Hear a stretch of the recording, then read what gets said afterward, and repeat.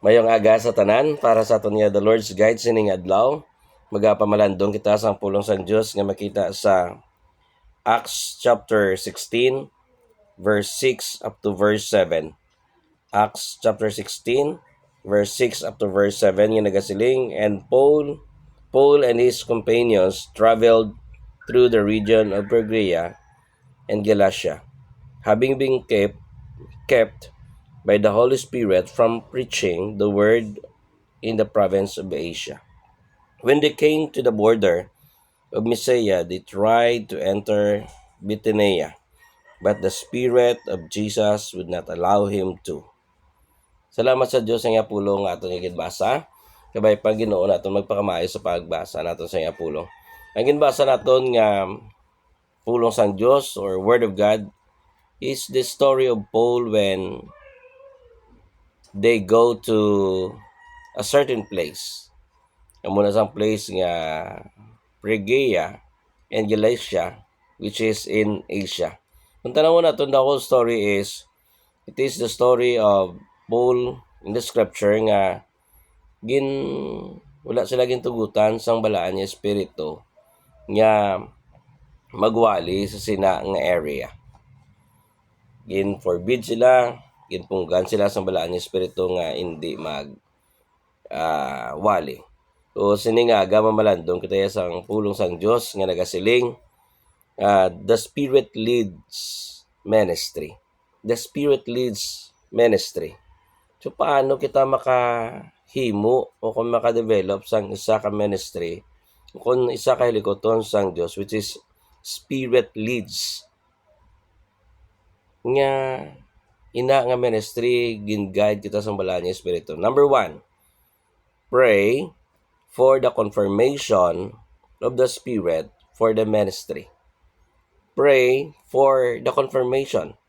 So, natabo diri is, kung tanawon natin sa storya, Paul and his companion traveled through the region of Phrygia and Galatia, having been kept by the Holy Spirit from preaching the word in the province of Asia. So, paano kung sa aton naman subong nga context, paano naton ini maintindihan kag paano ini naton malambot that we are warned or we are permitted by the Holy Spirit. So siguro maghimo naton sa hindi siguro kundi when we do the ministry, let us first pray to God. Gusto naton maghimo sa Bible study, gusto naton maghimo sa visitation, gusto naton maghimo sa extension, gusto naton magminister sa sininga person o sining area. Hindi lang dayon nga makadto ka lang to kaya muna kay ma-minister man ko niya. First pray. Kay matabo sa nakon kisa is kung wala kita nag-ask kag nagpangayo sa balaan niya espiritu sang confirmation if He will truly permit for us to do the ministry sa sina nga place o sina nga person or to do this ministry. Ang manatabo sina is ang outcome sa aton ministry ginhimo siling naton for God's glory man but it becomes failure or hindi naton masustain kaya it will become tiresome on our part. Kapoy lapyon kita sa aton nga part. Kaya nga aman, we did not ask the confirmation of the Spirit kung tugot ya bala o kung hindi. Importante inanay to pray. Pamuyuan na yung isa kabagay kung gimuon naton yung ministry. And then, wait for the confirmation of the Lord. Number 2, discern the message of the Spirit for the ministry. Discern. So, diri sa ilan ni Paul, natabo, having kept by the Holy Spirit from preaching of the word in the province of Asia, when they came to the border of Mysia, they tried to enter Bithynia, but the Spirit of Jesus did not allow them. Discern, but the Spirit of Jesus did not allow them. Ano ini?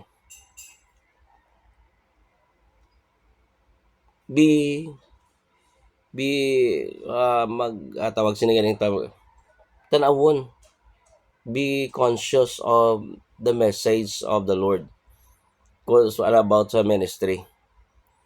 Okay bala?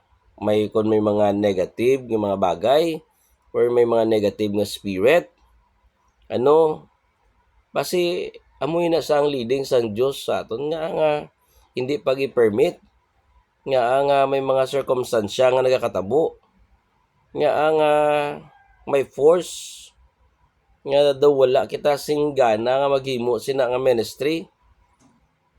Might be the message of the Spirit is do not go or do not do the ministry. Maybe wait for the next time, for the next nga o kung the next season to do that ministry. Discern bantay may mga circumstansya nga ginahimo ang Dios, may mga balatsagod nga ginahimo kay napabatsag ang Dios for us nga amo na gali ang mensahe niya. So let us discern, bantayan naton, let us check ang mga bagay-bagay, circumstansya nga ara sa palibot naton. Gusto naton maghimo sa ministry, gusto ta na nami gina ka ministry na sa, but let us discern the message of the Spirit kung i-permit niya o kung hindi. Malandungi, bantaye, tanawa, obserbari. Tugot bala ang finances, tugot bala ang mga worker, positibo bala ang mga attitude sang mga tao nga aton himuan sa ministry, well supported bala ini. So kung amoy na, so go. Pero kung hindi, do not proceed. Ano natabo sa experience ni Jesus Christ sa nagpangwali sa Nazaret? Himo sa miracle. Ang mga taga Nazaret wala nagbaton sa iya kasi sino man ni sa yaman, sino ni sa uto di sa ni James. Ari din yung mga sister sa aton, bata na sa karpentero. And then, ginforce si Jesus Christ nga ihulog nila sa cliff, sa may pilas. Pero wala gin pilit ni Jesus Christ. So kung hindi ka mo, kung naglakad si Jesus and he leave Nazareth. And that is kung sa aton subong is, let us discern the message of the Holy Spirit. The Holy Spirit, wala man sa nagambal sa aton directly nga, hey, Pastor Escoben, hindi ka maghimo sina. Wala. The message of the Lord, the Spirit, let us discern, might be He is using one person, or many person. He is using the church. He is using circumstances nga hindi ta kita makadto.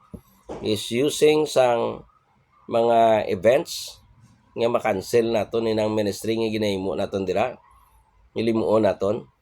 So, let us discern the message. Kay para nga a ministry naton nga himuon will be a Spirit leads ministry. Number 3, ano gani number 1 to? Pray for the confirmation of the Spirit for the ministry. Number 2, discern the message. Discern the message of the Spirit for the ministry. And last, do not force the ministry if it is not favorable. Do not force. Hindi pagpersa.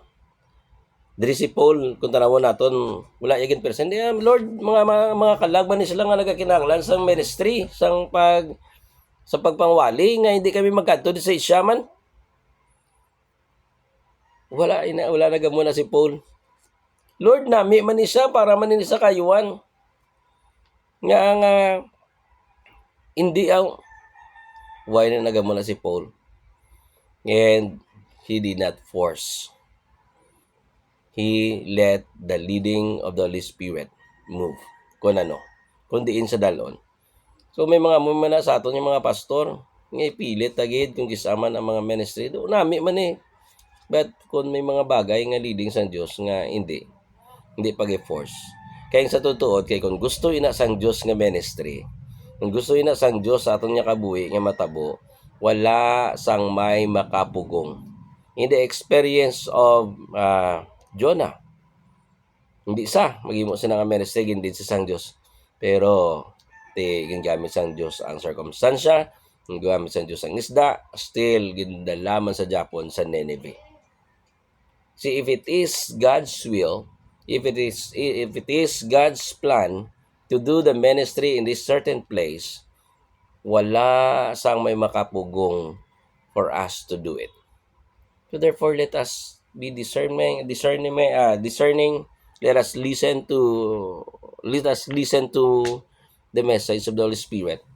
Hindi pag-force, hindi pag-ipilit, nambal ganit si Jesus Christ nga, hindi pagabuhay ang perlas sa mga baboy. So maybe, inang ministry nga mo naton sa isa ka certain place o sina nga person is it's not good for them.